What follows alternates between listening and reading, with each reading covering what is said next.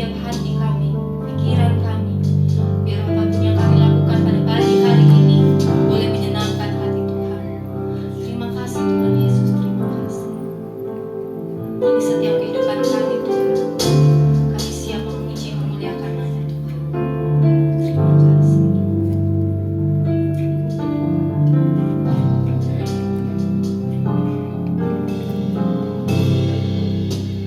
Dengan segenap hati, dengan segenap jiwa, dengan kekuatanku, ku sembah Kau Tuhan.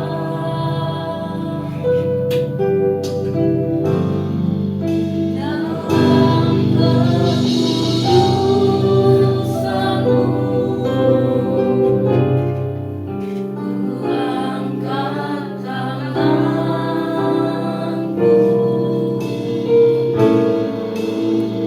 ku rindu selalu dalam hadirat-Mu. Sama-sama kita sebab Engkau yang kudus, Anak Domba Allah,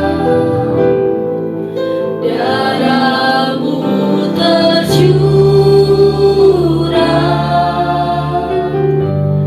di atas Kalvari.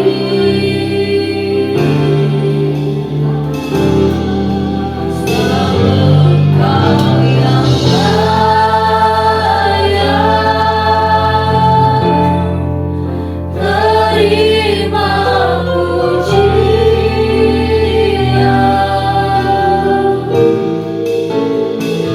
hormat dan kuasa, sekarang dan selamanya. Kembali kita akan berdiri. Dengan segenap hati, dengan segenap jiwa, dengan kekuatanku, dengan kekuatanku, ku sembah Kau Tuhan. Dalam kekudusan-Mu,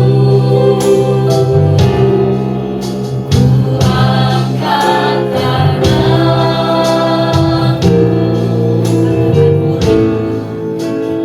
ku rindu selalu dalam hadirat. Kembali kita berpujian diri dengan sungguh-sungguh katakan dengan senang hati. Dengan senang hati, dengan segenap jiwa,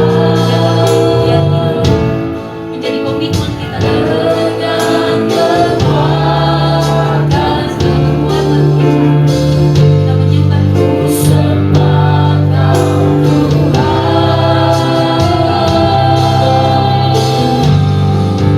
Dalam kekudusan-Mu, kami mengangkat, ku angkat tanganku,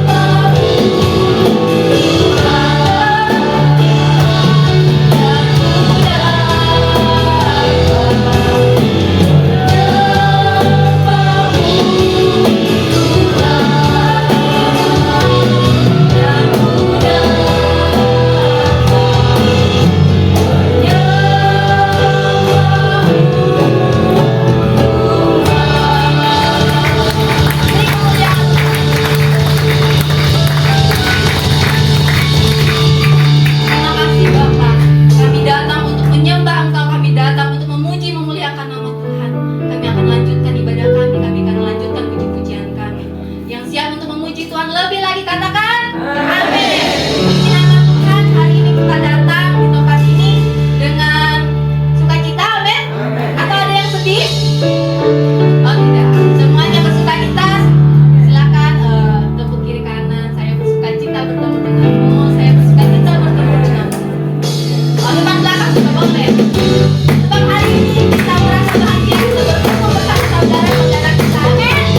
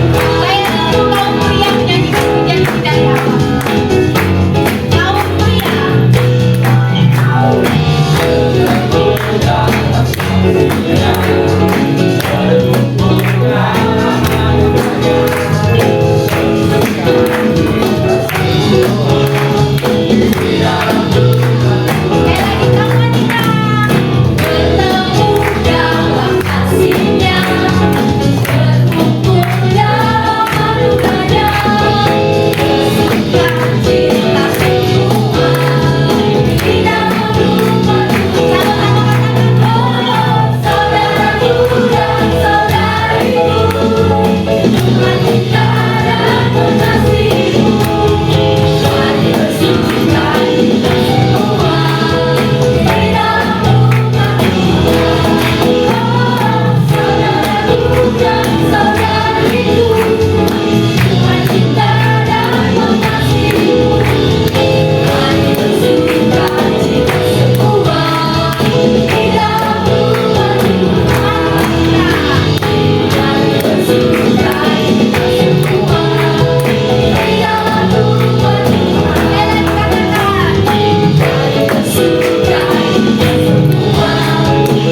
dalam rumah Tuhan.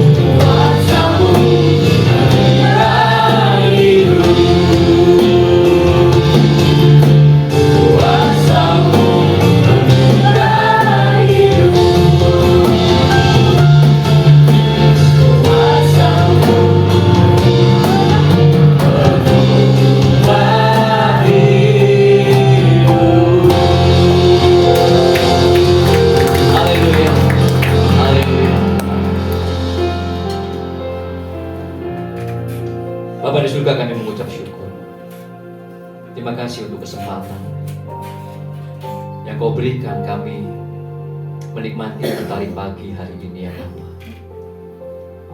Terlebih Kau sudah mengantarkan kami semuanya untuk berkumpul bersama-sama di rumah-Mu, di tempat ini ya Tuhan, untuk kami boleh memuji dan menyembah Engkau,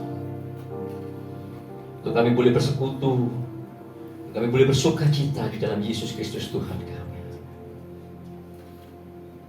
Biarlah kiranya setiap pujian, setiap penyembahan yang sudah kami naikkan boleh menyukakan dan menyenangkan hati-Mu ya Bapa, karena kami menaikkannya dengan hati yang tulus. Engkau boleh disukakan dan bertahta di atas pujian dan penyembahan kami. Saat ini kami percaya dengan iman Kau ada di tengah-tengah kami. Kami mau duduk diam ya Bapa untuk mendengarkan Kau berfirman. Kami mau membuka hati kami, pikiran kami, dan telinga kami, untuk kami diberkati oleh firman yang hidup yang daripada Engkau ya Bapa. Isi hati Bapa yang mengalir memberkati kami semuanya. Mana surgawi yang mengenyangkan setiap kami semuanya, memberikan kami kekuatan untuk kami menjalani hidup kami. Firman-Mu yang menjadi terang di dalam kehidupan setiap langkah-langkah kami. Nyatakanlah firman-Mu, nyatakanlah isi hati-Mu ya Bapa. Tegur setiap kami, kuatkan setiap kami, pulihkan setiap kami dengan firman-Mu, karena kami tahu bahwa firman-Mu itulah kehidupan, firman-Mu itulah kebenaran, firman-Mu itulah hikmat. Dan kami membutuhkan firman-Mu. Urapi kami semuanya dengan Roh Kudus-Mu, agar kami boleh mengerti akan isi hati-Mu. Kami boleh menerima akan firman-Mu. Dalam pertolongan Roh Kudus-Mu kami boleh melakukannya. Terima kasih Bapa di surga. Di dalam nama Tuhan Yesus Kristus, kami siap untuk diberkati oleh firman yang daripada Bapa. Haleluya. Amin. Shalom, silakan duduk Bapak Ibu Saudara. Tuhan, pagi hari ini kita akan merenungkan satu kebenaran firman Tuhan yang terambil dari Matius 13. Itu Injil yang akan kita baca, Matius 13. Kemudian ada juga kita akan membaca dalam 2 Korintus pasalnya yang keempat. Ini adalah ayat-ayat yang akan mendasari pemberitaan firman Tuhan pada pagi hari ini Bapak Ibu Saudara. Sesuatu yang penting untuk kita renungkan ya, terlebih di dalam kekristenan hari ini. Kita perlu merenungkan dan kemudian mengkoreksi ya, atau melihat kepada diri kita. Pagi hari ini kita akan melihat satu perumpamaan yang Tuhan Yesus sampaikan di dalam Matius 13 ayatnya yang ke-24 sampai dengan 30, yang kemudian diartikan sendiri oleh Tuhan Yesus di dalam ayatnya yang ke-36 sampai 43, yaitu perumpamaan tentang lalang dan gandum. Oke. Kemudian kita akan membaca 2 Korintus 4 ayatnya yang ke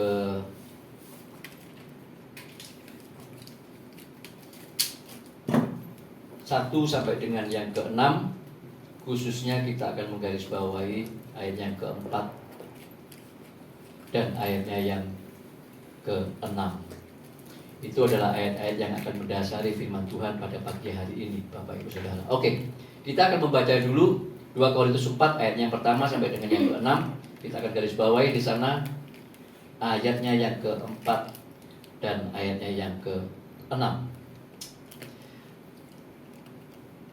Judul perikopnya adalah harta rohani dalam bencana tanah. Ayat yang pertama, oleh kemurahan Allah kami telah menerima pelayanan ini. Karena itu kami tidak tawar hati, tetapi kami menolak segala perbuatan tersembunyi yang memalukan. Kami tidak berlaku licik dan tidak memalsukan firman Allah. Sebaliknya, kami menyatakan kebenaran dan dengan demikian menyerahkan diri kami untuk dipertimbangkan oleh semua orang di hadapan Allah. Jika Injil yang kami beritakan masih tertutup juga, maka ia tertutup untuk mereka yang akan binasa. Siapa itu? Yaitu orang-orang yang tidak percaya, yang pikirannya telah dibutakan oleh ilah zaman ini, sehingga mereka tidak melihat cahaya Injil tentang kemuliaan Kristus yang adalah gambaran Allah. Sebab bukan diri kami yang kami beritakan, tetapi Yesus Kristus sebagai Tuhan, dan diri kami sebagai hamba-Mu karena kehendak Yesus. Ayat 6. Sebab Allah yang telah berfirman, dari dalam gelap akan terbit terang. Ia juga yang membuat terangnya bercahaya di dalam hati kita, supaya kita beroleh terang dari pengetahuan tentang kemuliaan Allah yang nampak pada wajah Kristus. Matius 13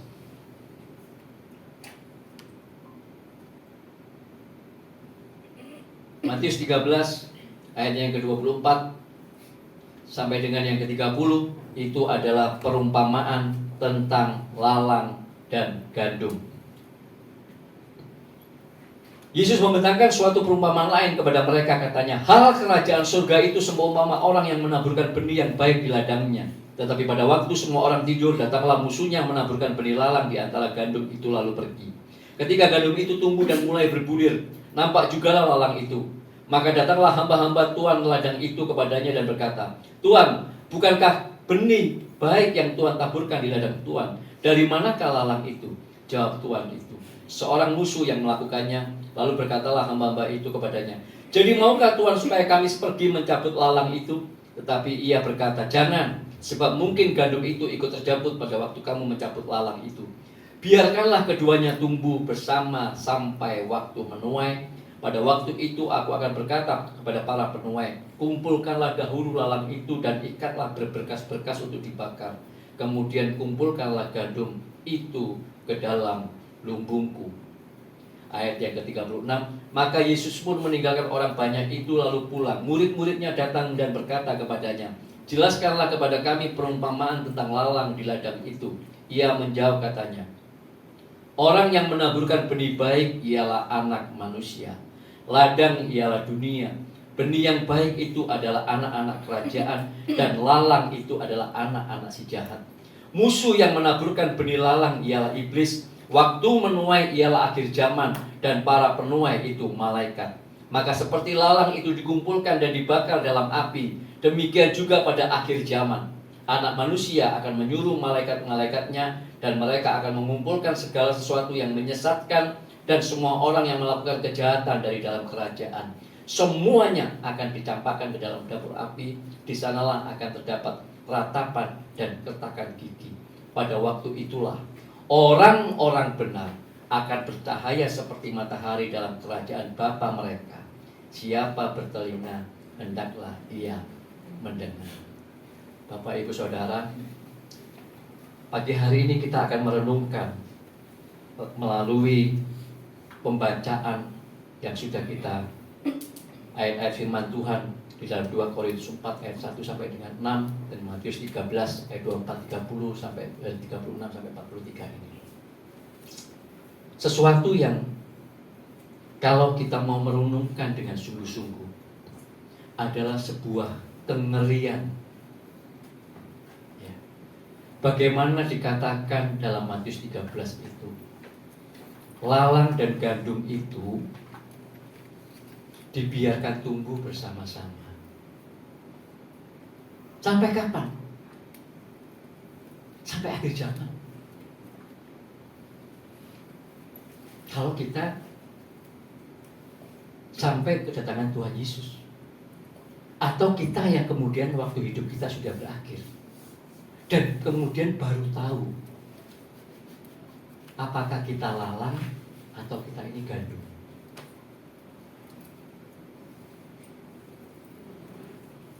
Saya nggak tahu Bapak Ibu nangkep nggak ya ke begitu urgensinya itu, begitu ngerinya kalau kemudian tidak ada waktu lagi, tidak ada kesempatan lagi untuk kita kemudian, loh aku ini lalang atau gandum?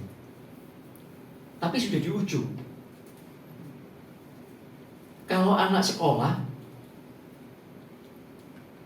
masih ada remedi itu masih mending. Ada ujian tengah semester.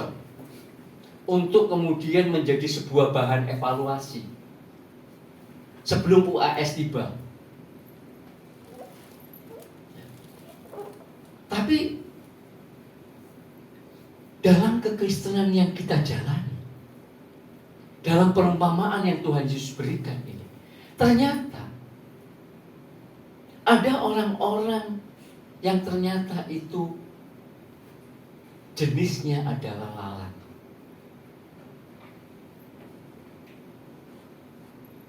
Dan bukan gandum.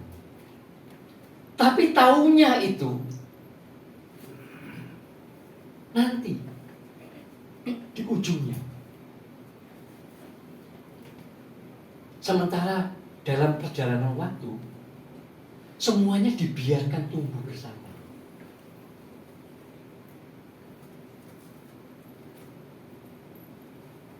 Nah, maka pagi hari ini saya mau mengajak untuk kita itu bukan untuk menghakimi atau mencari-cari siapa yang lalang ya, siapa yang gandum ya. Bukan. Itu nggak perlu. Dan kita tidak akan tahu. Tapi kita mau ngecek kepada diri kita sendiri. Lewat kebenaran firman Tuhan. Apakah aku ini lalang? Perjalanan kekristenan, hidup kekristenan yang tak jalani ini adalah lalang atau gandum? Masing-masing kita dengan merenungkan kebenaran firman Tuhan, kita mulai merenungkannya pagi hari dan ngecek menjadi sebuah remedi bagi kita, supaya kalau kemudian kita mendapati kayaknya kalau sudah begitu, maka kemudian kita cepat-cepat bertobat dan berbalik. Amin. Nah, lalang, apakah itu? Apakah itu? Dalam 2 Korintus 4 ayatnya yang keempat, tadi kita membaca di sana, dikatakan dalam 2 Korintus 4 ayatnya yang keempat,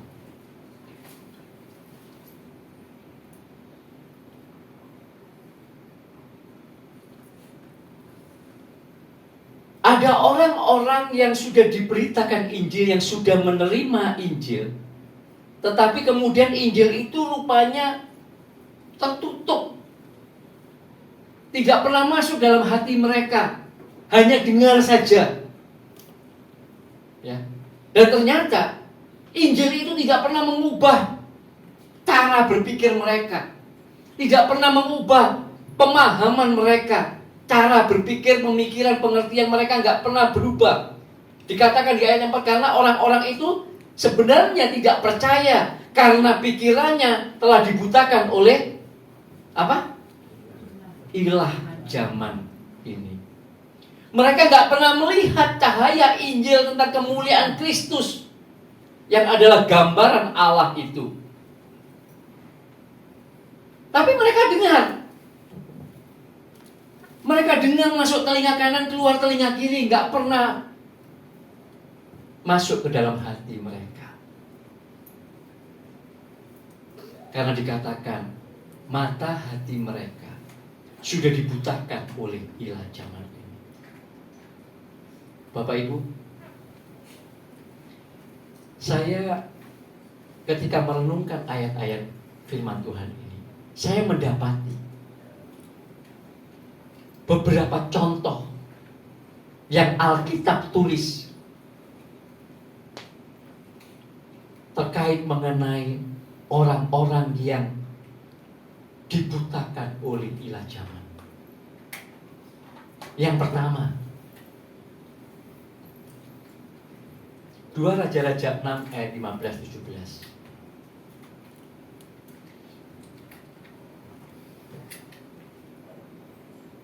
Di dalam 2 Raja-Raja 6 ayat 15-17, 2 Raja-Raja itu perjanjian lama ya, bukan perjanjian baru.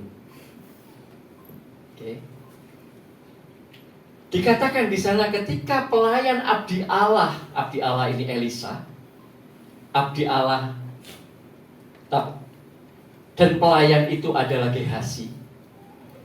Ketika Gehasi abdi Elisa itu bangun pagi-pagi dan pergi keluar, maka tampaklah suatu tentara dengan kuda dan kereta ada di sekeliling kota itu. Lalu berkatalah Gehazi itu kepada Elisa, celaka tuanku, apakah yang akan kita perbuat?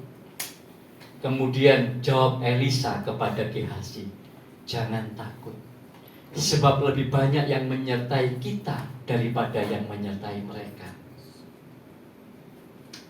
Lalu berdoalah Elisa, ya Tuhan, bukalah kiranya matanya supaya ia melihat. Maka Tuhan membuka mata Gehazi, bujang Elisa itu, sehingga ia melihat.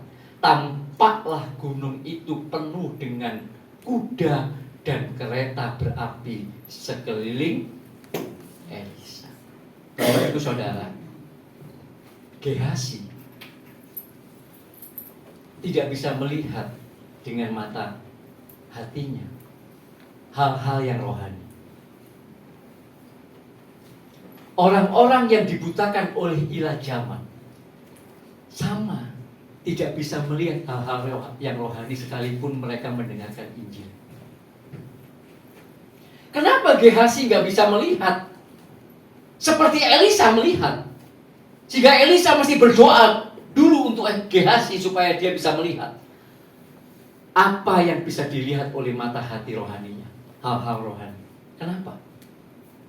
Kalau kita kemudian telusuri di pasal yang kelima, ketika peristiwa Naaman disembuhkan, kemudian Naaman mau memberikan sesuatu kepada Elisa, dan Elisa tidak menerima. Kemudian Naaman pergi dengan rombongannya. Kemudian Gehazi mengambil inisiatif untuk berlari mengejar Naaman, dan kemudian di sana dia berbohong. Katanya, oh ada 2 orang datang. Tadi tuanku nggak perlu, sekarang perlu. Karena 2 orang itu perlu pakaian, perlu juga perak untuk bekal. Maka kemudian Naaman memberikan kepada Gehazi 2 talenta perak dan kemudian 2 set pakaian. Gehazi melakukan untuk dirinya sendiri, meminta upah dari Naaman yang sebenarnya Elisa tidak pernah minta. Sejatinya Gehazi, mata hatinya sudah dibutakan oleh cinta uang dan kepentingan diri. Orang-orang yang hatinya sudah dibutakan oleh cinta uang dan kepentingan diri sendiri, mau dengar Injil sampai kapanpun, kalau masih hatinya dibutakan oleh hal ini, dia nggak akan pernah mengerti. Dia tidak akan pernah bisa melihat hal-hal yang rohani. Dia hanya cuma mendengar dari masuk ke telinga kanan, keluar telinga kiri. Dia mungkin masih ada di gereja, kalau minggu juga mungkin datang kebaktian di gereja. Jangan-jangan juga ikut pelayanan. Bahkan mungkin aktif. Jangan-jangan juga dia berkhotbah. Mungkin saja. Tetapi kalau hatinya dibutakan oleh ilah zaman, cinta akan uang dan kepentingan diri sendiri seperti Gehazi, maka orang-orang yang demikian selamanya tidak akan pernah bisa mengerti hal-hal yang rohani. Orang Kristen yang demikian ini hanyalah orang Kristen lalang. Pada akhirnya akan terbukti. Celakanya, saya mau katakan, pada akhirnya. Kalau pada di depannya kan enak kan, masih bisa ada waktu gitu loh. Tapi kalau sudah pada akhirnya ini kan selesai. Contohnya siapa lagi yang Alkitab tulis? Yudas Iskariot. 3,5 tahun bersama-sama dengan Tuhan Yesus, mendengarkan bersama-sama dengan murid yang lain apa yang Tuhan Yesus ajarkan. menyaksikan apa yang Tuhan Yesus lakukan, yang Tuhan Yesus perbuat. 3,5 tahun bersama-sama. Tetapi Yudas Iskariot, mata hatinya dibutakan oleh cinta, uang, dan kepentingan diri sendiri.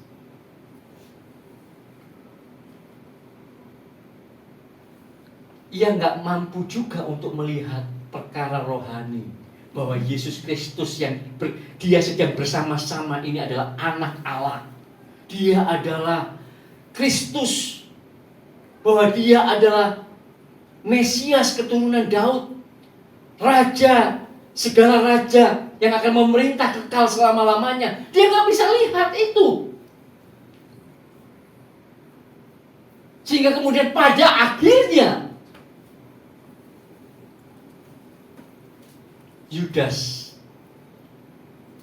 menjadi hamba iblis, menjual Yesus 30 keping uang perak.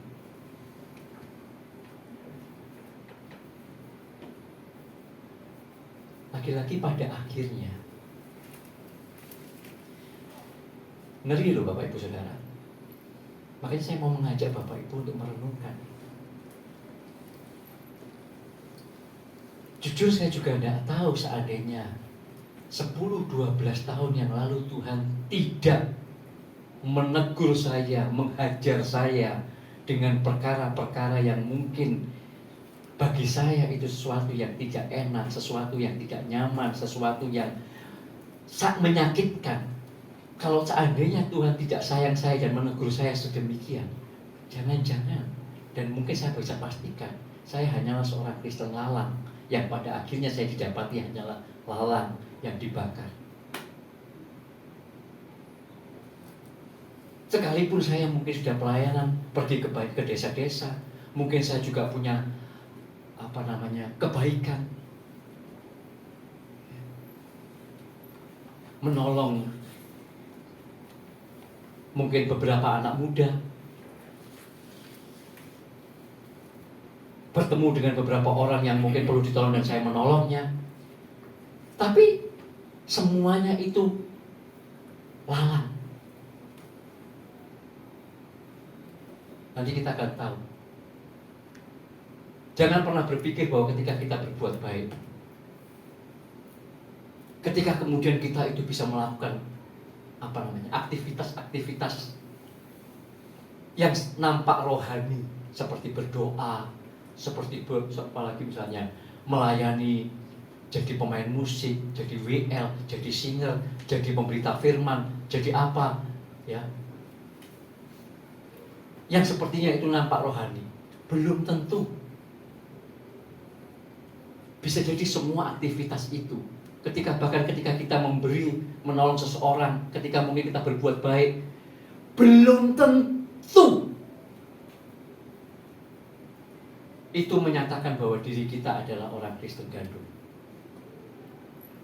Jangan-jangan itu sebenarnya hanya lalang.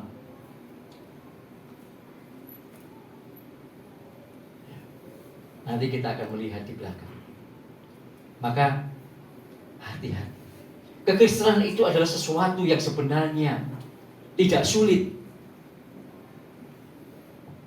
Tetapi kekristenan itu membutuhkan komitmen seluruh hidup kita.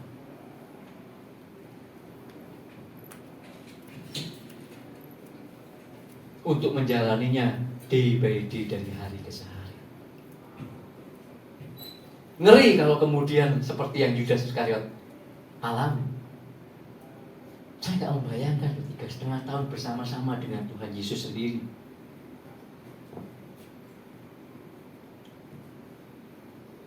Tetapi mata hati yang sudah dibutakan oleh cinta uang dan kepentingan diri, ternyata pada akhirnya Yudas Iskariot menjual Yesus dengan 30 keping uang perak. Contoh lagi. Ini contoh-contoh bagaimana orang yang dicelikkan matanya seperti Gehazi dicelikkan matanya, baru bisa melihat hal-hal yang rohani. Dalam Yohanes 9, kalau kita baca sepanjang Yohanes 9, satu pasal 1 sampai ayat 1 sampai 41 itu, dalam Yohanes 9 itu ada sebuah kisah di mana Tuhan Yesus itu menyembuhkan seorang pengemis yang buta sejak lahir. Orang pengemis ini buta sejak lahir, dan kemudian tuh bertemu dengan Tuhan Yesus, dan kemudian Tuhan Yesus menyembuhkan dia. Tapi kemudian orang-orang Farisi, mereka kemudian tidak percaya bahwa pengemis ini buta sejak lahir. Mereka kemudian mencari tahu, memanggil orang tuanya, menanyai orang tuanya, apakah benar memang anakmu ini buta sejak lahir? Dan kemudian setelah orang tuanya menjelaskan pun mereka juga gak percaya. Dan kemudian si pengemis buta itu, anaknya itu pun ditanyai langsung oleh orang-orang Farisi ini. Dan di ayat yang ke-24, ketika orang-orang Farisi itu, Yohanes 9 ayat 24, ketika orang-orang Farisi menanyakan langsung kepada si anaknya ini, pengemis yang buta sejak lahir itu, di ayat yang ke-25, pengemis yang buta itu berkata, "Ya, aku tadinya buta, tetapi sekarang aku bisa melihat."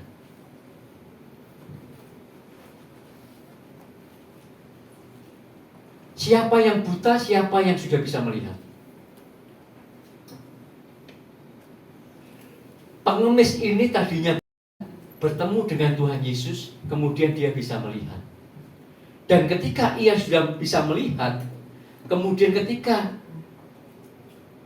di ayat 35 sampai 38, si pengemis yang buta, yang tadinya buta dan kemudian dicelikkan matanya oleh Tuhan Yesus ini, di situ kemudian ia menjadi percaya dan sujud menyembah Yesus Kristus sebagai anak Allah. Bapak Ibu, ketika saya membaca ayat 35 sampai 38 di dalam Yohanes 9 ini ya, mungkin Bapak Ibu ingat bahwa ada banyak orang ketika tidak mengerti tentang iman Kristen, kemudian mereka berkata, mana pernah Tuhan Yesus bilang bahwa dia adalah Allah. Salah satunya ya ayat ini, Bapak Ibu Saudara. Ketika di ayat 35 Tuhan Yesus berkata, Yesus mendengar bahwa ia telah, orang buta itu, pengemis buta yang sudah dicelikan matanya itu, diusir keluar oleh orang-orang Farisi itu. Kemudian ia bertemu dengan pengemis yang sudah matanya bisa melihat itu, dan berkata, percayakah engkau kepada anak manusia? Anak manusia itu menunjuk kepada dirinya. Anak manusia itu adalah anak Allah. Jawabnya, siapakah dia Tuhan supaya aku percaya kepadanya? Perhatikan jawaban Tuhan Yesus. Kata Yesus kepadanya, engkau bukan saja melihat dia, tetapi dia sedang berkata-kata dengan engkau. Dialah itu. Siapa bilang Tuhan Yesus tidak pernah mengatakan bahwa dirinya adalah anak Allah, anak manusia? Yang dilihat dalam penglihatan Daniel, yang orang Yahudi berkata, kalau orang Yahudi ada berkata, aku anak manusia, orang Yahudi sudah pasti tahu siapa yang dimaksud dengan anak manusia. Karena kitab Perjanjian Lama sudah menyebut anak manusia itulah Mesias.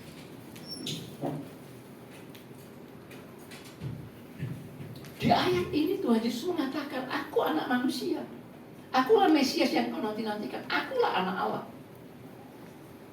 Dan orang buta yang sejak lahir yang kemudian sudah bisa melihat itu, dia menjadi percaya dan dikatakan sujud menyembah. Ayat 38. Tadinya buta, bertemu dengan Tuhan Yesus, bisa melihat dan kemudian percaya, sujud menyembah. Justru orang-orang Farisi itu yang merasa dirinya tidak buta, yang merasa dirinya bisa melihat, justru mereka lah sebenarnya orang-orang yang buta. Bukan buta mata jasmaninya, tapi buta mata hatinya.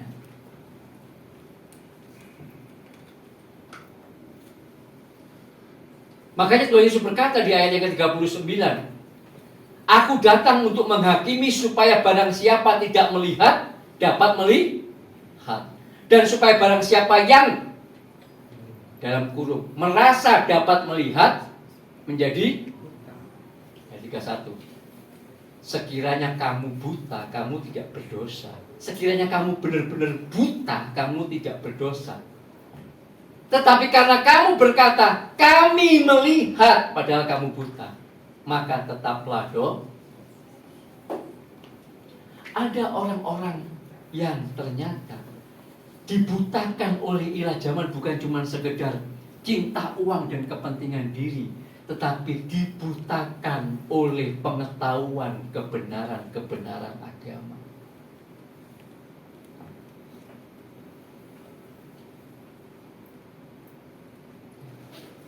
Ya mereka sebenarnya buta karena mereka sebenarnya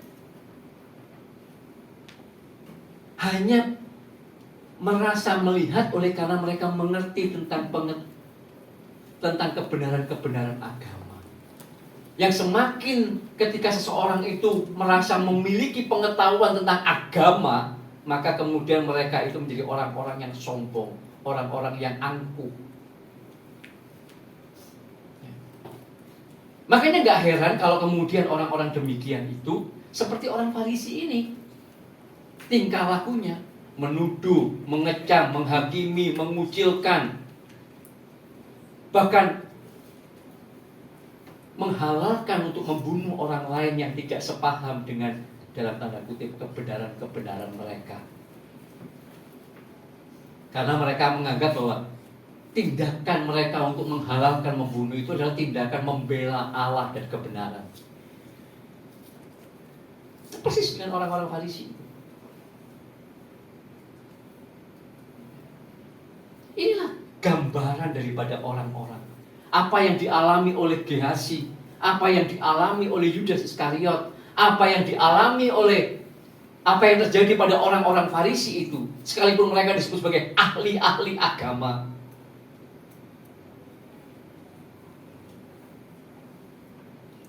Hari ini pun kita juga banyak mendapati ahli agama Kristen.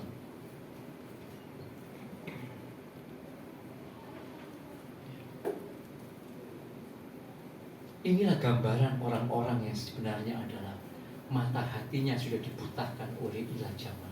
Sekalipun mereka itu masih ada di gereja, sekalipun mereka masih hari Minggu datang ke gereja, sekalipun mulut mereka mengakui Yesus itu Tuhan, mereka percaya katanya. Makanya ada istilah hari ini, Kristen katanya, Kristen KTP, Kristen katanya, karena ada lagunya itu.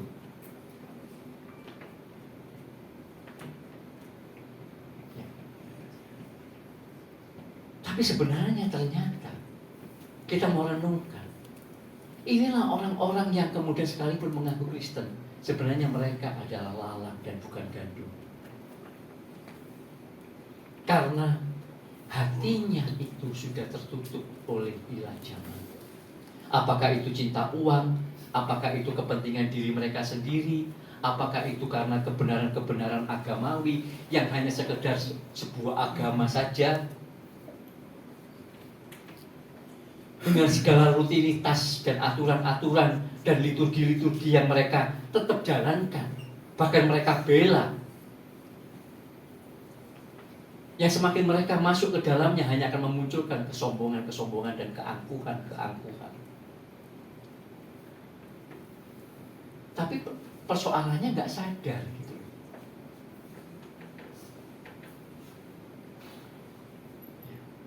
Karena orang-orang beragama itu,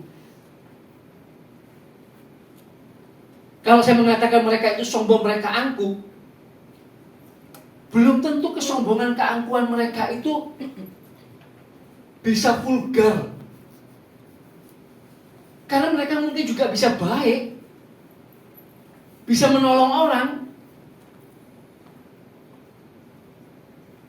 Tapi diri mereka akan tahu bahwa ada kesombongan di dalam diri mereka. Kalau mereka mau jujur dan rendah hati. Dan kesombongan, keangkuhan itu sebenarnya nanti kalau kita lihat sebentar lagi, semua di luar karya Roh Kudus dan karya Kristus hanyalah sebuah keangkuhan dan kesombongan manusia.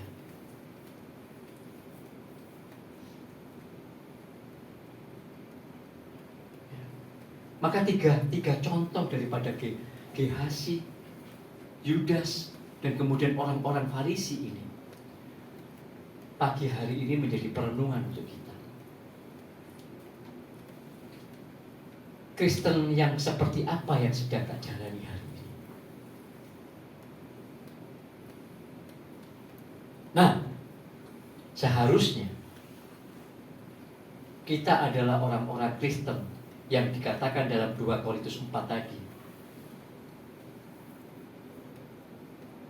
Ayat yang keempat tadi. Seharusnya kita adalah orang-orang Kristen yang bisa melihat cahaya Injil tentang kemuliaan Kristus. Yang di dalam 2 Korintus 4 ayat yang ke-6 dikatakan sebagai, sebab Allah telah berfirman, dari dalam gelap akan terbit terang. Ia juga yang membuat terangnya itu bercahaya di dalam hati kita, supaya kita beroleh terang dari pengetahuan tentang kemuliaan Allah yang nampak pada wajah Kristus. Mestinya ini yang dialami oleh setiap orang Kristen, orang percaya. Mata hatinya itu diterangi dengan Injil Kristus. Sekalipun dulunya gelap, tetapi Tuhan berfirman, dari gelap akan terbit terang. Karena kemudian terang Kristus itu, terang Injil Kristus itu, terang Roh Kudus itu bercahaya di dalam hati orang-orang tersebut, dalam hati kita. Yang kemudian kita bisa melihat kemuliaan Allah yang nampak pada wajah Kristus. Orang Kristen itu mestinya seperti ini. Inilah orang Kristen yang gandum.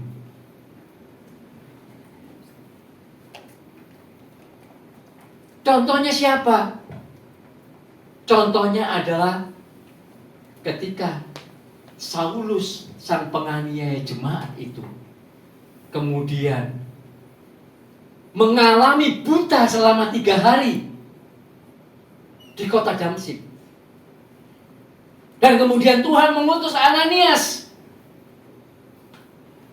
dan menumpangkan tangan atas Saulus yang buta. Dan kemudian ketika Ananias menumpangkan tangan atas Saulus yang buta itu, kemudian Saulus bisa kembali melihat, dan kemudian penuh dengan Roh Kudus, dan kemudian Saulus dibaptis. Coba baca di dalam Kisah Rasul 9 itu ya.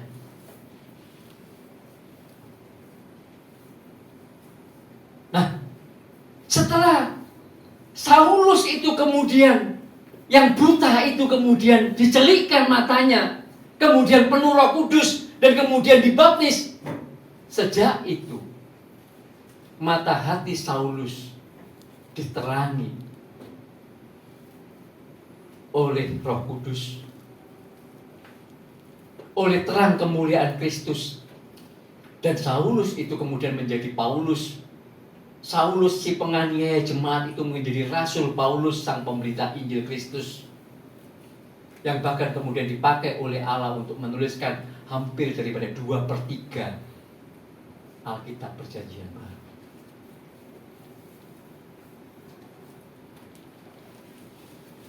Orang-orang Kristen gandum yang mata hatinya diterangi oleh Roh Kudus dan Injil Kristus, ketika mereka itu percaya, dibaptis, maka mereka itu benar-benar sungguh-sungguh mengasihi Tuhan Yesus. Dikatakan dalam Galatia 3 ayat 26 dan 27. Kitab Galatia siapa yang nulis ya? Siapa yang nulis kitab Galatia? Paulus. Oke. Jadi Paulus yang menulis ya kitab Galatia itu ya. Maka Paulus menulis dalam Galatia 3 ayat 25, 26, 27. Saulus yang penganiaya jemaat, yang buta matanya selama 3 hari di Damsyik, yang kemudian Ananias datang menumpangi tangan atas perintah daripada Allah di dalam penglihatan. Sebenarnya Ananias juga enggan waktu itu.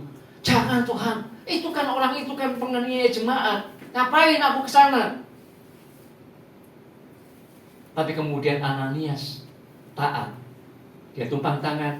Saulus yang buta 3 hari tercelik lagi matanya, bisa melihat, dipenuhi dengan Roh Kudus, dibaptis. Dan Saulus yang kemudian menjadi Rasul Paulus itu berkata dalam Galatia 3 ayat 25, sekarang iman itu telah datang. Karena itu kita tidak lagi berada di bawah pengawasan penuntun, pengawasan hukum Taurat. Saulus, sang ahli Taurat itu, anggota Sanhedrin itu, dulu mengikuti jalan hidup hukum Taurat.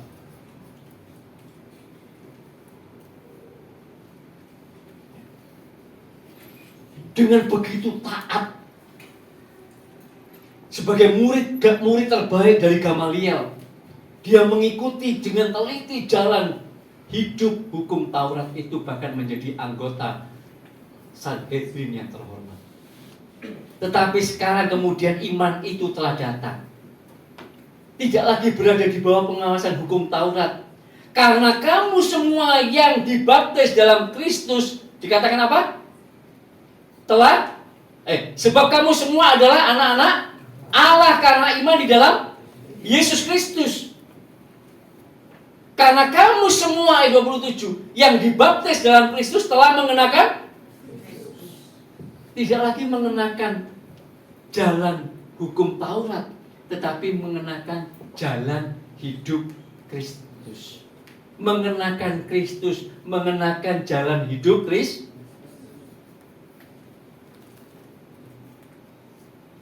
Pagi hari ini coba kita renungkan diri kita. Kalau kita ini adalah orang Kristen gandum, maka kita harus seperti Paulus, mengenakan hidup Kristus, menjalani jalan hidup Kristus. Apa itu? Ya, kalau jalan hidup Kristus itu, Lukas 9 ayat 23 berkata apa? Lukas 9 ayat 23 berkata apa? Jalan hidup Kristus itu. Orang-orang yang mengenakan Kristus, orang-orang yang mengikuti jalan hidup Kristus itu adalah setiap orang yang mau mengikut aku, ia harus menyangkal dirinya, memikul salibnya sekali-sekali, setiap hari, dan mengikut aku. Inilah jalan hidup Kristus. Inilah mengenakan Kristus. Inilah orang Kristen gandum. Kita mau cek pagi hari ini, Bapak Ibu Saudara,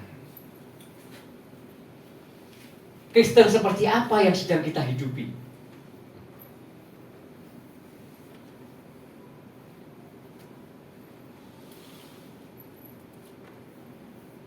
Jangan sampai kemudian kita menyesal di akhirnya, di ujungnya.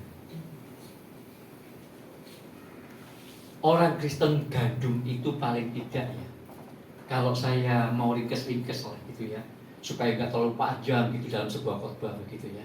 Kalau PA kita bolehlah panjang, kita teliti satu-satu gitu ya, kalau dalam PA. Tapi kalau dalam khotbah begini nggak selesai nanti khotbahnya kan. Maka kalau kemudian saya ringkaskan gitu, paling tidak itu ada 3 hal lah. Kalau kita itu adalah orang Kristen gandum.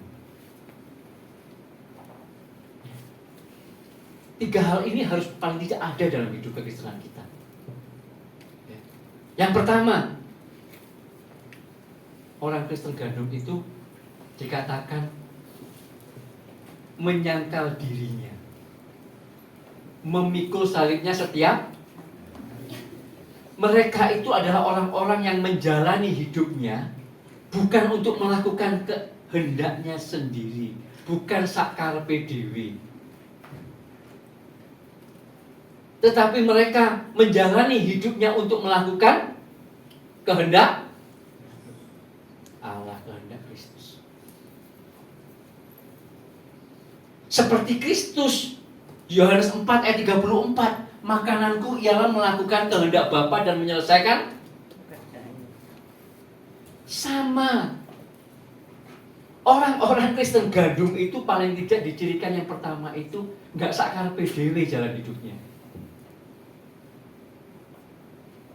Selalu mau mencari tahu, mau terus, Tuhan apa kehendakmu yang mesti tak lakukan.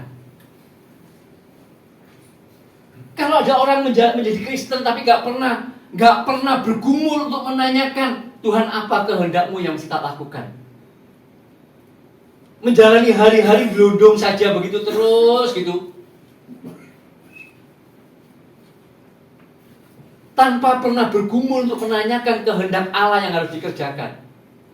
Entahkah itu di dalam rumah tangga, entahkah itu di dalam pekerjaan, entahkah itu di dalam masyarakat. Menanyakan, selalu menggumulkan, mesti apa yang tak lakukan Tuhan, yang sesuai dengan kehendak-Mu.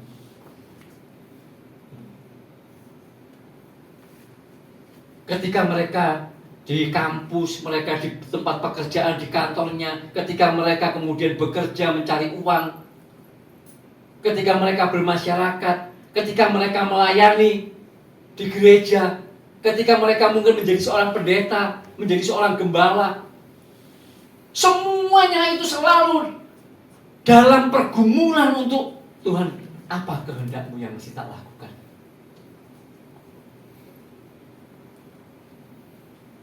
Kalau tidak begitu, saya meragukan sebenarnya orang itu.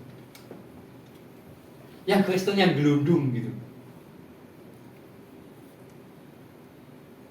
Karena seorang Kristen gandum itu pasti bersedia mengenakan Kristus, hidup dalam jalan hidup Kristus. Yang ditandai dengan penyangkalan diri, memikul salib setiap hari, melakukan kehendak Allah dan bukan kehendaknya sendiri.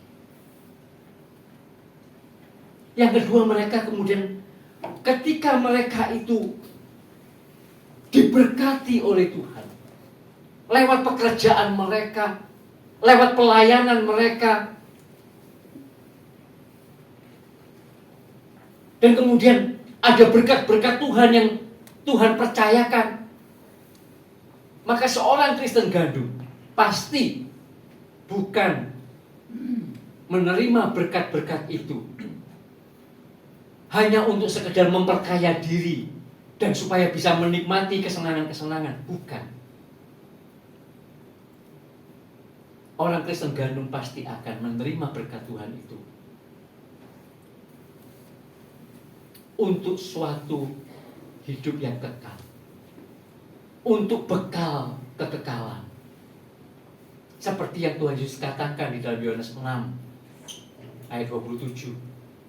Bekerjalah bukan untuk makanan yang dapat binasa, tetapi makanan yang sampai bertahan kepada hidup yang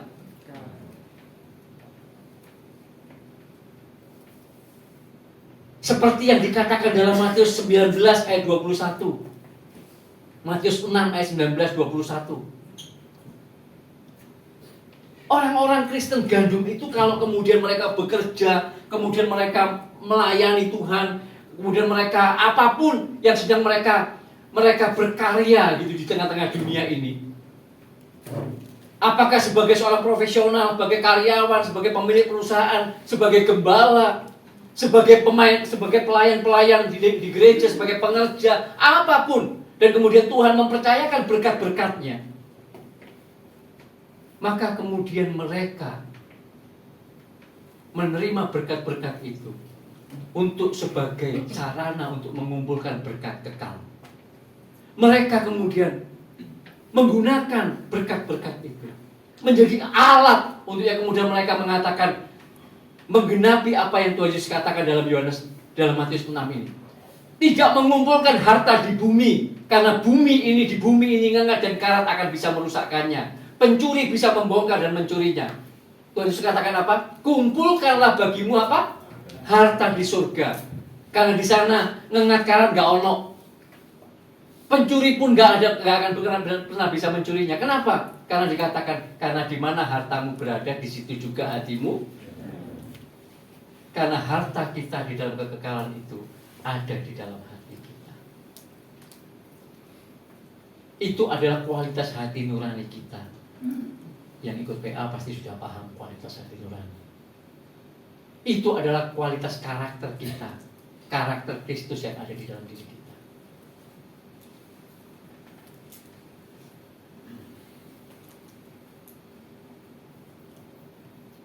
Justru kita kemudian bisa menjadi orang-orang yang menggunakan berkat-berkat yang Tuhan percayakan itu.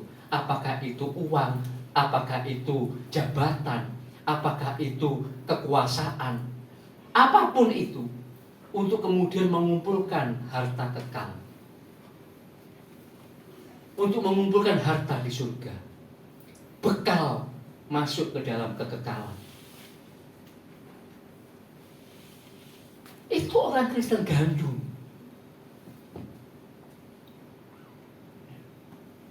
Yang pertama tadi apa? Mereka hidupnya itu selalu bergumul untuk menemukan kehendak Allah dan mereka tidak gelundung kemudian sakar dewi melakukan kehendak mereka sendiri. Enggak. Yang kedua, ketika mereka bekerja, ketika mereka kemudian itu menerima berkat-berkat Allah apapun itu, justru mereka gunakan itu menjadi alat, menjadi sarana untuk mereka mengumpulkan harta di surga. Dan yang ketiga, yang terakhir, orang Kristen gandum itu selalu bisa mengucap syukur dalam segala hal. Karena mata hatinya terang.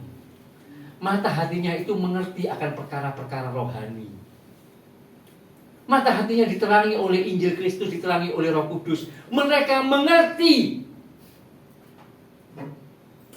bahwa hidup di tengah-tengah dunia yang berdosa ini memang dipenuhi dengan berbagai-bagai macam hal akibat dosa.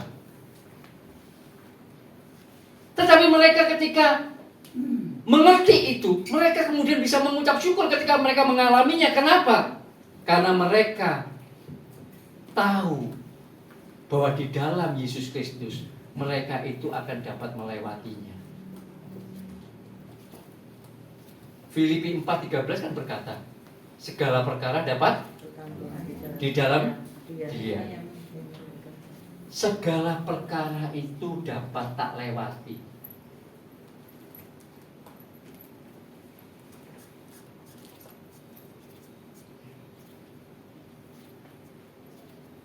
Itu.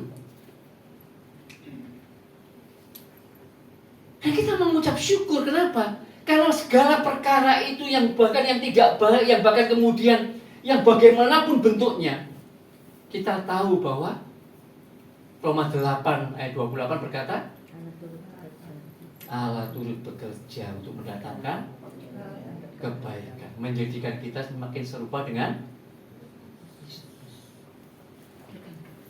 Jadi kita tuh menjadi orang Kristen itu menjadi orang Kristen yang gak cengeng gitu loh. Menjadi orang Kristen yang gak selalu bertanya, mengapa Tuhan kok mengizinkan aku mengalami begini? Enggak. Orang Kristen gandum itu akan senantiasa bisa mengucap syukur karena memang mata hatinya terang, bisa melihat. Elisa itu ketika kemudian Raja Aram itu mengutus pasukannya, karena Raja Aram itu jengkel dan mangkel. Kenapa ya? Perang dengan Israel. Setiap kali aku mengutus tentara ke sana untuk menyerang dari sisi sana, Raja Israel tahu ternyata sudah menghadang pasukan di sana. Tak kirim lagi pasukan untuk lewat sana, tahu lagi ternyata. Dia jengkel, siapa yang ngasih tahu? Siapa yang membocorkan rencanaku ini? Terus kemudian salah satu kepala pasukan berkata, itu di Israel itu ada abdi Allah namanya Elisa. Dia itu yang memberitahu raja Israel, Allah yang disembah itu. Kemudian dia jengkel sekali, dia kirim pasukan. Di mana sekarang si Elisa itu? Ada di Dotan, Tuhan. Kirim pasukan ke kota Dotan. Dan ketika kota itu dikepung oleh tentara Raja Aram, Gehazi yang matanya tertutup, yang mata hatinya tertutup, tidak bisa melihat perkara rohani, sudah gemetar ketakutan. Tuanku, kita dikepung.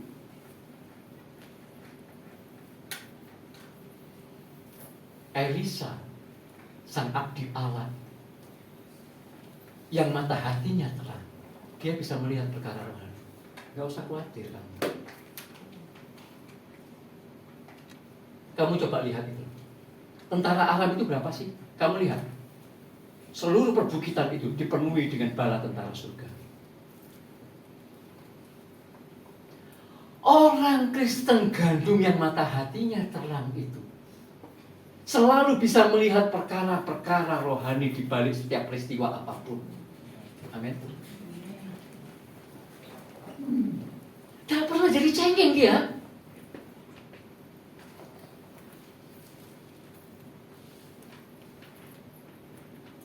Dia selalu bisa melihat ketika Tuhan.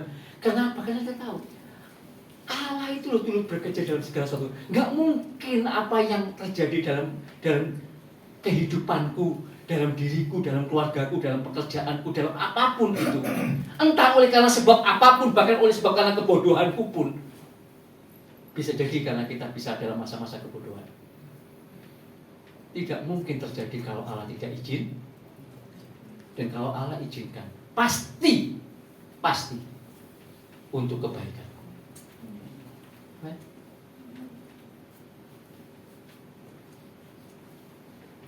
Nah, orang-orang Kristen yang senantiasa terus menjalani sebuah kehidupan Kristus dalam pergumulan-pergumulan, dalam pertempuran-pertempuran dengan dirinya yang seperti itu, bergumul dengan Allah yang seperti itu.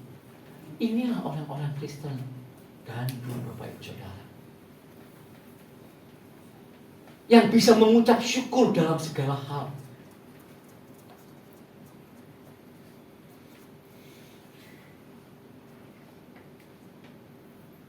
Pagi hari ini ayo kita renungkan.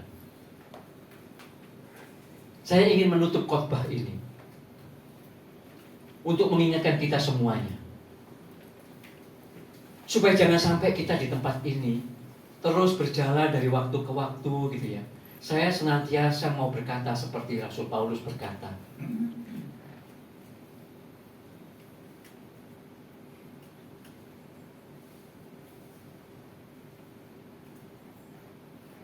ketika dalam 2 Korintus 4 itu dia berkata,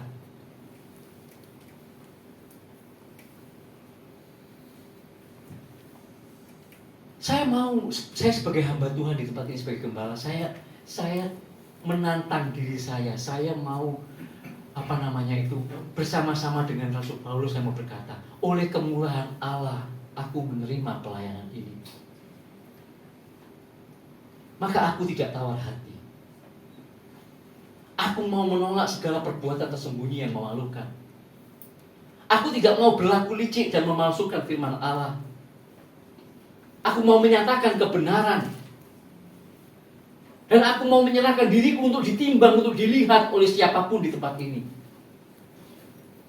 Apakah aku melakukan apa yang aku katakan, apa yang aku khotbahkan atau tidak? Karena aku mau memberitakan Injil Kristus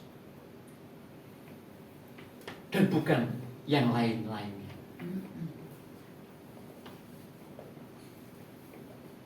Supaya setiap kita yang ada di tempat ini benar-benar diterangi dengan Injil Kristus itu, bisa melihat kemuliaan Kristus itu.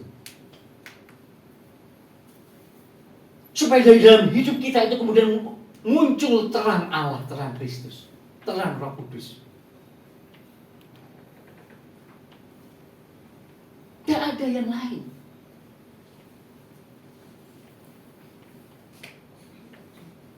Karena saya takut, Bapak Ibu Saudara.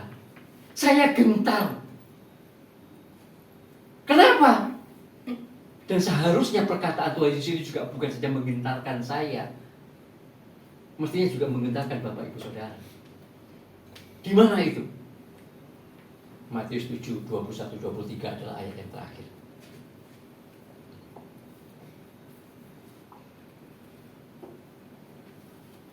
Matius 7, 21, 23. Saya takut, saya gentar, Bapak Ibu Saudara. Bukan setiap orang yang berseru kepadaku, Tuhan, Tuhan, akan masuk ke dalam kerajaan surga.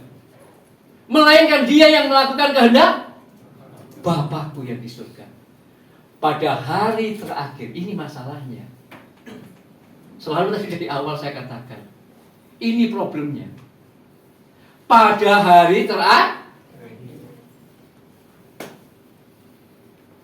Loh, kalau di tengah-tengah gitu kita masih bisa tak memperbaiki diri. Dan kalau sudah pada hari terakhir, itu masalahnya. Banyak orang akan berseru kepadaku, Tuhan, Tuhan, bukankah kami bernubuat demi namamu? Kami mengusir setan demi namamu, mengadakan banyak mujizat demi namamu juga. Tapi kemudian di ayat 23 Tuhan berkata, pada waktu itulah aku akan berterus terang kepada mereka dan berkata, aku tidak pernah mengenal. Enyahlah daripadaku kamu sekalian pembuat. Saya ngeri, Bapak Ibu Saudara, baca ayat ini. Makanya tadi saya mau katakan di awal kan, mungkin kita itu berbuat baik, sekalipun kita itu sebenarnya adalah orang-orang yang mata hatinya tertutup oleh ilah zaman. Kita itu sebenarnya cinta uang. Sebenarnya kita itu adalah untuk semuanya kita lakukan untuk kepentingan diri kita sendiri. Kita itu sebenarnya cuma hanyalah orang-orang agamawi. Sebenarnya kita hanyalah orang Kristen lalang. Tetapi bukan berarti kita nggak bisa berbuat baik. Bisa. Jangan-jangan juga kita bisa bernubuat. Bahkan mungkin juga bisa melakukan mujizat. Giat dalam pelayanan. Bahkan mungkin bisa melakukan banyak hal yang sepertinya yang nampak baik buat manusia-manusia itu. Orang-orang mungkin menilai bahwa, oh baik kok.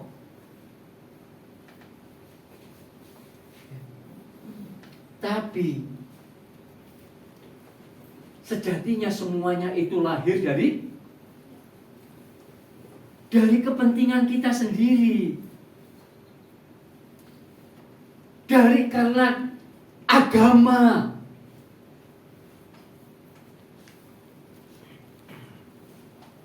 Maka kemudian kita akan mendapati di sana bahwa pada hari yang terakhir itu, aku akan berterus terang kepada mereka dan berkata, aku tidak pernah mengenal. Enyahlah daripadaku kamu sekalian pembuat kejahatan. Ini ngeri, Bapak Ibu Saudara.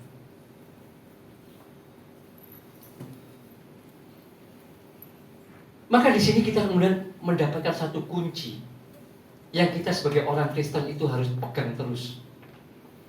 Ketika kita itu berbuat baik, ketika kita itu misalnya dikatakan bernubuat, ketika kita itu mau melakukan mujizat, ketika kita itu giat pelayanan, ketika kita itu suka menolong orang, ketika kita itu melakukan apapun lah yang pokoknya yang baik lah pokoknya. Kata kuncinya itu adalah aku tidak pernah mengenal. Kata mengenal itu, ginosko itu, yang dalam bahasa Ibrani itu disamakan dengan yadah itu adalah berkaitan dengan relasi. Itu adalah terkait mengenai dengan sebuah kedekatan, sebuah keintiman dengan makanya tadi saya perbuatan baik, membuat mujizat, bisa menjadi pengkhotbah yang terkenal, bisa melayani umat Tuhan yang ribuan, dan semuanya mungkin dianggap sebagai sesuatu yang hebat oleh manusia ini. Ya. Tapi kalau itu tidak lahir dari sebuah relasi kedekatan, keintiman dengan Allah, maka itu semuanya adalah sia-sia. Itulah sebabnya seorang Kristen, gandum itu selalu akan yang namanya ini, koram de. Terus setiap kali itu bergumul, bertempur dalam dirinya antara kehendaknya dengan kehendak Allah. Aku mau berbuat baik, tapi ini sebenarnya untuk aku, untuk egoku, untuk kepentinganku, ada maksud-maksud tersembunyi, ada kesombonganku, ada hal-hal yang mau tak megahkan supaya dipandang orang.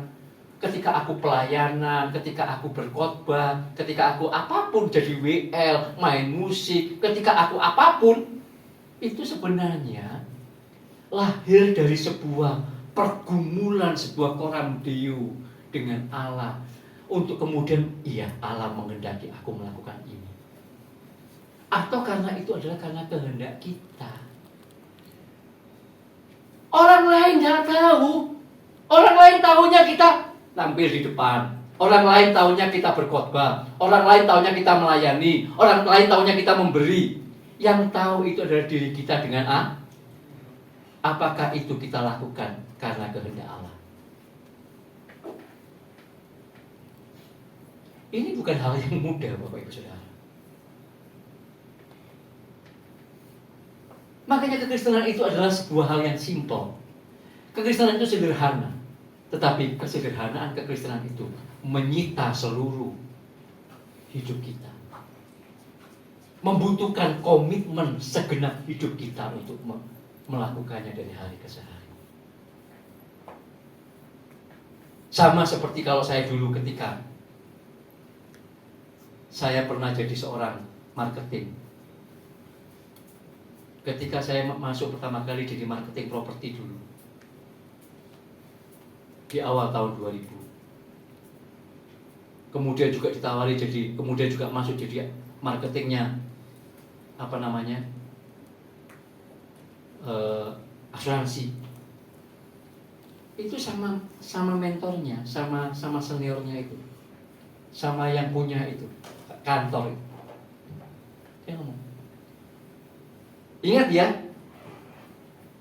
jadi marketing properti, jadi marketing asuransi, jangan kamu pikir ini pekerjaan sampingan. Kalau ini kamu lakukan sebagai pekerjaan sampingan, kamu tidak akan pernah dapat apa-apa.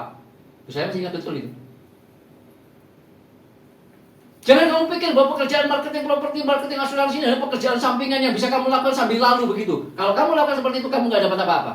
Terus, kalau kamu lakukan semuanya ini dengan komitmen,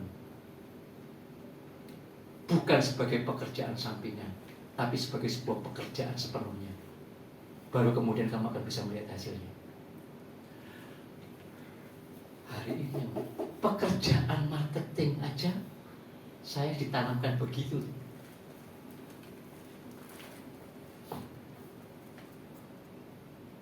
Apalagi soal kerajaan surga. Terus kita mau jadikan ini sampingan gitu.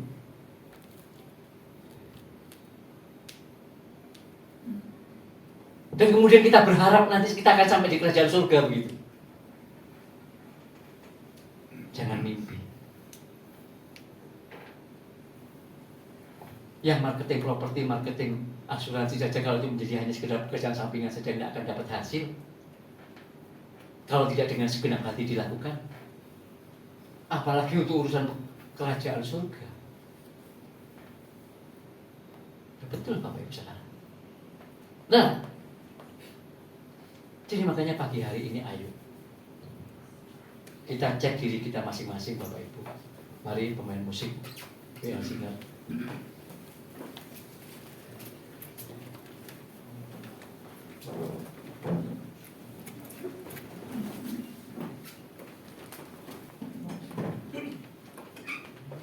Mari kita cek pagi hari ini. apakah kekristenan yang sedang tak jalani ini adalah kekristenan lalang atau kekristenan gandum? Supaya nanti jangan sampai kita menyesal pada akhirnya. Kata pada akhirnya itu loh yang gak enak. Maka pagi hari ini ketika firman Tuhan datang kepada kita, sementara kita masih diberi waktu untuk kita menjalani hidup di tengah-tengah dunia, sementara tubuh kita masih sehat, kita belum terbaring di ruang ICU dengan nafas 1212, masih banyak hal yang bisa kita lakukan. Masih banyak hal yang bisa kita perbaiki. Masih banyak hal yang kita bisa bertobat hari ini. Maka firman Tuhan pagi ini datang kepada kita. Ayo, jalani hidup kekristenan kita. Tidak lagi sebagai setengah-setengah hati. Tidak hanya sekedar sebuah sampingan. Bukan lagi sekedar sebuah rutinitas. Tapi kita mau melakukannya dengan segenap hati. Apalagi kalau kita sudah dibaptis. Dan selama ini kita ternyata belum mengenakan Kristus. Belum menjalani hidup Kristus. Ayo pagi hari ini kita mau meneladani Rasul Paulus yang berkata, hidupku bukan aku lagi, tetapi Kristus yang hidup di dalam aku. Artinya, seperti Kristus menundukkan kehendaknya sendiri kepada kehendak Bapa, maka demikian juga kita. Kalau kita mau mengenakan Kristus, menghidupi jalan hidup Kristus, maka kita mau menundukkan seluruh kehendak kita kepada kehendak Allah, dan kita mau melakukan kehendak Bapa. Amin Bapak Ibu.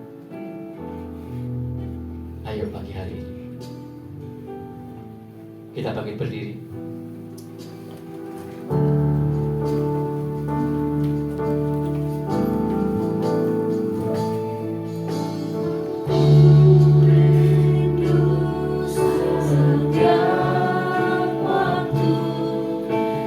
Hidupi kebenaran-Mu, bukan dengan kuatku, namun karena Roh-Mu.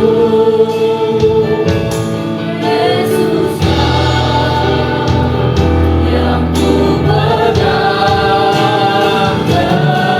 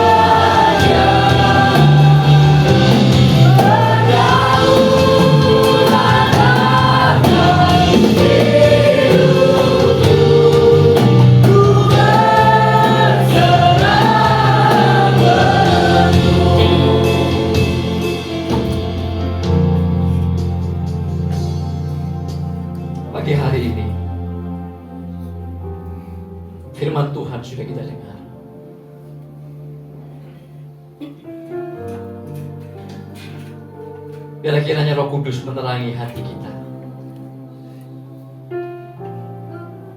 Setiap kita, mungkin kau sudah 5 tahun menjadi Kristen, 10 tahun menjadi Kristen, 15 tahun menjadi seorang Kristen, bahkan mungkin 20 tahun kau menjadi seorang Kristen.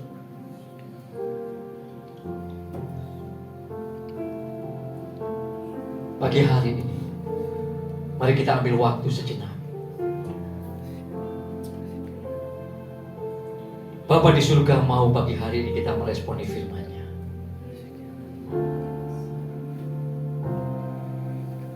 Kita datang kepada Dia dan berkata, ini Tuhan hidupku. Engkau berdaulat penuh atas hidupku Tuhan. Hanya seluruh kehendak-Mu lah yang harus aku lakukan. Aku mau menundukkan seluruh kehendakku kepada kehendak-Mu.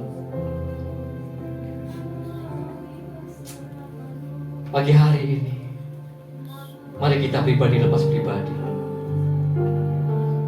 Kita datang menghampiri Tuhan. Kita mau nyanyikan lagu ini sekali lagi. Dengan segenap hati kita. Dengan segenap penyerahan hidup kita. Engkau berdaulat penuh Tuhan atas hidupku. Oh. Engkaulah Tuhan. Yes. Inilah seruan kami. Inilah iman kami. Engkaulah Tuhan dan Raja kami. Haleluya. Berdaulat atas hidupku, ku berserah. Engkaulah Tuhan, Engkaulah Raja. Engkaulah Tuhan kami. Engkaulah Raja kami. Engkaulah Tuhanku. Engkaulah Rajaku. Haleluya. Berdaulat atas hidupku, ku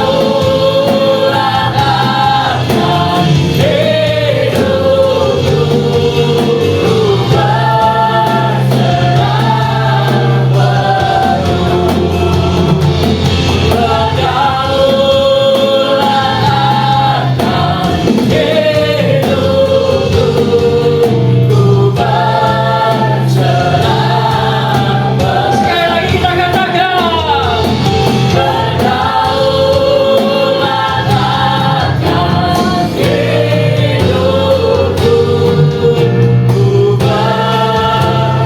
Yes, Lord.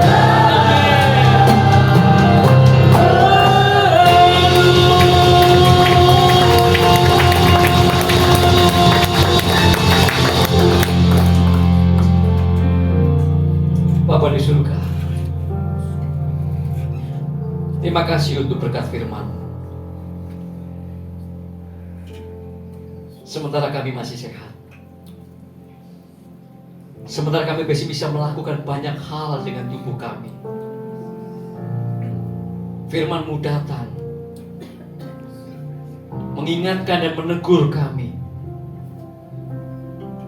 agar kami senantiasa mengenakan Kristus, menjalani jalan hidup Kristus, sehingga dengan tubuh kami, dengan pikiran, perasaan, dan apa yang kami lakukan dalam kehendak kami mau tundukkan semuanya itu untuk kami boleh melakukan kehendak.